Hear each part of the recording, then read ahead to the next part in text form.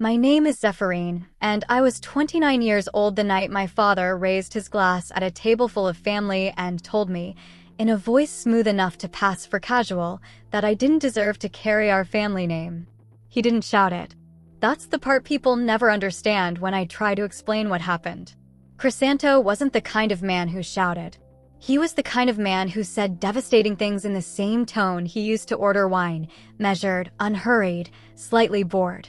As if your pain was a minor administrative matter he was obligated to address. I remember the candles. My Aunt Soledad had brought them, tall ivory things that dripped wax onto the tablecloth, and nobody stopped her from lighting all 7 of them because she was the only person in that family who did anything out of genuine warmth. I remember the smell of the lamb my mother had spent 2 days preparing.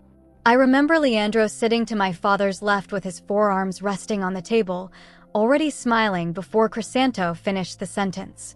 My brother had been waiting for that moment for years. I'd driven 3.5 hours to be there. Through rain. Past 2 accidents on the highway that had traffic sitting still for 40 minutes outside the city. I'd driven through all of it because my grandfather Aurelio had called me personally, not texted, called. His voice a little slower than I remembered, but still carrying that particular weight that had always made me feel like the ground was steadier when he was in the room. "Zeffy," he'd said. "Come for my birthday. I need you there." I should have asked him why he used those exact words. Need. Not want. Not hope. Need. I didn't ask. I packed a bag and drove through the rain. Let me tell you who Crisanto was before that dinner, so you understand what that toast actually meant. My father was a man who built his identity around a specific kind of legacy, the kind that required an audience and a defined cast. He needed a successful son to point toward, a compliant wife to manage the household, and a daughter whose primary function was to reflect well on the family name by making no noise and no choices that couldn't be explained to the neighbors. Leandro had fulfilled his role with something approaching enthusiasm. He'd joined my father's property management business at 22. He'd married a woman named Fernanda who laughed at all of Crisanto's jokes and never contradicted him at the table. He'd produced 2 grandchildren within 4 years and displayed them at family gatherings like offerings. I had done none of those things. I had studied architecture in a city 3 hours away. I had built a small firm with 2 partners that, by the time of that dinner, was doing well enough that I no longer worried about money, which was, I think, part of what infuriated Crisanto most. My independence wasn't supposed to work. It was supposed to collapse so I'd come home on appropriate terms. When it didn't collapse, the story changed. I learned about the new story gradually, through cousins who let things slip at weddings and funerals, through an aunt who repeated a version of events she clearly didn't realize I hadn't heard directly. The story was this: I had abandoned my family. I had been selfish and cold. I had rejected everything my parents sacrificed to give me. There were implications, never stated plainly, about my character, my choices, the people I spent my time with. Leandro was the story's primary distributor. I understood that later. At the time, I only understood the effects, the cooling of relationships, the invitations that stopped coming, the sense of being slowly edited out of a family that was still very much in progress. So when I walked into that house on a rainy Saturday in October, I walked in already carrying 3 years of quiet erasure in my chest like a stone. I smiled. I hugged my mother. I brought wine. Dinner was the performance it always was. My mother kept topics moving. Leandro talked about a development project in a new district, one that had apparently been personally validated by a city official he dropped by first name. Fernanda asked questions that demonstrated attentiveness, without having any opinions of her own. The grandchildren were presented and then quietly moved to the den with a tablet. Aurelio sat at the head of the table. He was 81. His hands shook slightly when he lifted his glass, but his eyes, dark, precise, patient, hadn't changed at all. He looked at me across the table twice in the first 20 minutes. Both times he held the eye contact a beat longer than necessary. I thought he was just glad I'd come. I didn't understand yet what he was doing. Crisanto stood after the second round of drinks. He had that look, the prepared look, the one that meant he'd been building towards something and was now arriving at the moment he'd mentally rehearsed. He talked about family. about heritage, about what it meant to carry a name that had been built with sacrifice and dignity. His voice was warm and authoritative in equal measure, the voice of a man who had spent decades being the most important person in every room he entered. And then his eyes moved to me. "Some of us at this table," he said, with a small pause that was its own kind of weapon, "have honored that name.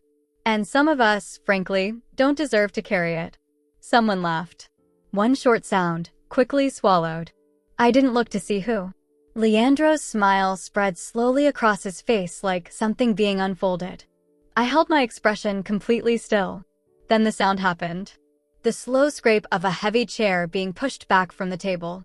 Aurelio placed both hands flat on the tablecloth. He rose, carefully, fully, until he was standing at the head of the table with the 7 candles throwing light across his face. He looked at Crisanto the way a judge looks at a man who has just finished explaining himself. "Then she'll carry mine," he said quietly, "along with everything I own." Leandro's smile stopped. "Wait." His voice cracked slightly on the word. "Grandpa, you can't be serious." "Sit down, Leandro." No heat. No anger. 3 words with the weight of a verdict. And my brother, who had been smiling 30 seconds ago, who had been waiting years for this, sat down like a child. Nobody breathed correctly for the next 30 seconds. My mother had both hands in her lap, fingers pressed together. Fernanda was staring at the centerpiece with the rigid focus of a woman calculating how far she was from the door. The candles dripped. Someone's fork was still in their hand, suspended. Crisanto had not sat down. He was still standing with his glass raised, and the problem was that there was nothing left to do with it. The toast had collapsed. The authority he'd arranged the entire evening around had just been taken from him at his own father's table, in front of 14 people, with 3 words and no raised voice. He set the glass down. "Dad." The warmth was entirely gone now. What was underneath was defensive and thin. "You're misunderstanding what I understand precisely," Aurelio said. He didn't sit back down. Instead, he reached into the inside pocket of his jacket, the dark wool one he wore to every family gathering, the one I'd seen 100 times across 100 tables, and he removed an envelope. He set it on the tablecloth in front of him. And then he removed a second one. And a third. He looked at Crisanto. Then at Leandro. "I've been carrying these for 2 months," he said. "Waiting. Tonight I stopped waiting." The room was so quiet I could hear the rain against the windows. The other guests, my aunts, uncles, cousins, sat motionless, like an audience that had been promised a different play. "I was going to do this privately," he said. "I had planned to. I had an appointment with the lawyer next Thursday, and I was going to sit with each of you separately and explain my decisions like a civilized man." He paused. "But Crisanto said something tonight that I think requires a witness." "For 3 years," Aurelio said, "I have listened to a version of Zephyrine story that was built by the 2 of you." He looked at my father, then my brother. Not with rage. With the specific exhaustion of someone who has been patient far too long. "I have heard that she abandoned this family. I have heard that she is cold and selfish and ungrateful. I have heard these things from cousins, from neighbors, from people who had no reason to say them except that someone had put the words in their mouths." Leandro opened his mouth. "I'm not finished," Aurelio said. Leandro closed his mouth. "For the invitations, the exclusions," my grandfather continued, "I hired someone. I wanted the kind of evidence that doesn't depend on who tells the story better." He slid the first envelope down the table. It stopped in front of Crisanto. "That contains a record of every family event Zephyrine was not invited to. Dates. Who sent the invitations. Who was specifically excluded." He paused. "Your handwriting is on several of them." The color left my father's face so completely that for a moment he looked like a different person. "The second envelope," Aurelio said, sliding it toward Leandro, "I didn't need an investigator for. 3 months ago, someone who received your messages came to me. They were troubled. They gave me copies." He looked at my brother steadily. "It contains the messages in which you tell cousins, your wife's family, and 3 family friends that Zephyrine had a breakdown, that she'd become unstable, that they should keep their distance for their own comfort. Messages you sent while texting me separately to ask how she was doing. While performing concern. Fernanda turned and looked at her husband. It was the first genuine expression I'd seen on her face all evening. Leandro said nothing. His jaw was tight. His hands were flat on the table. I should have felt violated, I suppose, or grateful. But what I felt was stranger. The knowledge that my grandfather had been watching over my life like a guardian I hadn't known I had, gathering evidence in the dark while I went about my days assuming the worst thing I faced was simple neglect. The third envelope, Aurelio said, and he looked at me now, and his voice changed, just slightly, just enough, is for Zephyrin. He didn't slide it. He held it out until I stood and walked to the head of the table and took it from his hand directly. I didn't open it. I just held it. I am 81 years old, my grandfather said, to the room, to no one specifically, to everyone. I built everything this family has from a single piece of land my father left me and 40 years of work that none of you ever witnessed because I was doing it before you existed. I carried this name when it meant nothing. I gave it weight. He looked at Crisanto. You did not create this legacy. You inherited it. And what you chose to do with that inheritance, the way you used it to diminish your own daughter, is something I will not pretend did not happen. My father said, you don't understand what she... I understand that she drove 3.5 hours in the rain tonight because I asked her to, Aurelio said. I understand that you have not called her in 14 months. I understand that you told your brother she was dead to you, and then sat at this table and allowed her to serve herself lamb and make polite conversation as though nothing had happened. The sentence landed like something physical. My mother made a sound. Small. Like something breaking very quietly. I had not known about the phone call to my uncle. I had not known that specific thing. A coldness spread through my chest, heavy and still, like a door closing in a house I could no longer enter. I'd thought the erasure was passive neglect, convenience, the frictionless cruelty of people who couldn't be bothered. But dead to you is active. It was a thing said with intent to someone and then carried forward into the world while I knew nothing. I stood there holding the envelope and felt it absorb into me slowly, the way cold water absorbs into cloth. Crisanto looked at me. For the first time that evening, for possibly the first time in years, he looked at me directly without agenda, without performance, without the slight redirection that meant he was already thinking about how the moment would be managed later. He just looked at me. I think I meant it. My father sent a card after the funeral. Handwritten. 3 sentences about Aurelio's character and 2 about hoping the family could find peace. No acknowledgement of the dinner.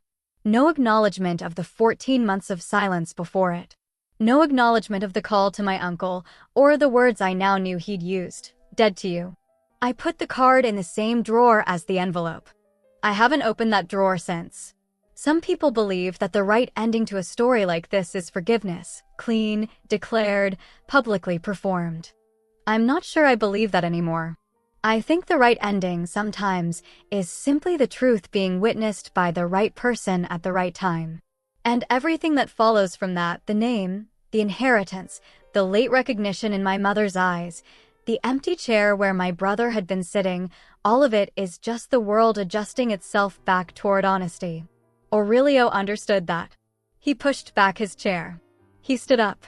He made sure there were witnesses. That was the whole plan. And it was enough. Leandro called me 11 times in the 4 days following the dinner.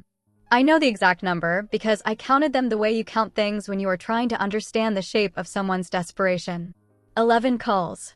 No voicemails after the third one, which told me he'd realized that a record of his voice saying whatever he needed to say was not something he wanted to exist. The texts were different. Those he sent. 7 of them, ranging in tone from the first, "We need to talk about what Grandpa did. He wasn't well, you know that," to the last, which arrived at 2 in the morning 4 days after the dinner and said simply, "You always do this." I read that last one twice. Then I put my phone face down on the nightstand and went to sleep. That was the moment I understood that Leandro would never arrive at accountability. Not because he was incapable of it philosophically, but because accountability requires a willingness to be smaller than you've always believed yourself to be. Leandro had spent 34 years being confirmed. By our father, by Fernanda, by a family system that needed him in the position he occupied. The dinner hadn't broken that belief. It had just threatened it. And threatened people don't reflect, they reorganize. What I didn't know, in those first 4 days, was what was happening inside Leandro's house. Fernanda called me 6 weeks later. I almost didn't answer. We had never been close. She was always more a fixture of family occasions than a person I knew specifically, someone whose warmth existed in direct proportion to how useful it was to her husband in any given moment. But something in the cadence of the call felt different, and I answered. She talked for 40 minutes. I said very little. She had known, she told me, for 2 years that something was wrong with the version of me that Leandro had constructed.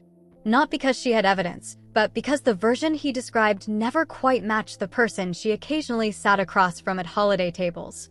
She had let it go because letting it go was easier than the alternative, and because she had her own calculations to make about the life she was living. The dinner had made the alternative unavoidable. She had gone home that night and asked Leandro directly about the messages Aurelio had described. He had denied them. She had asked again, differently. He had denied them again, and then gotten angry in the particular way that people get angry when they are not actually angry, but are using anger as a door they can close against a question they cannot answer. She had waited until the children were asleep. Then she had gone through his phone. She didn't tell me everything she found. She didn't need to. What she said was this: the messages about you were the smallest thing. I didn't ask what else she found. Some doors, once opened, don't need to be walked through. She moved out with the children 3 weeks after the dinner. She moved into her sister's house. She retained a lawyer the same week. I did not feel triumphant when she told me this. I want to be precise about that, because the easier version of this story would have me feeling some clean, satisfying vindication at Leandro's marriage collapsing. What I actually felt was tired. The particular exhaustion of learning that something you suspected for years was even worse than you'd suspected, and that other people had been living inside that worst thing without you knowing. I told her I was sorry. I meant it. The will contest lasted 4 months. Leandro's lawyer sent the first letter to Aurelio's estate attorney 8 weeks after the funeral, arguing diminished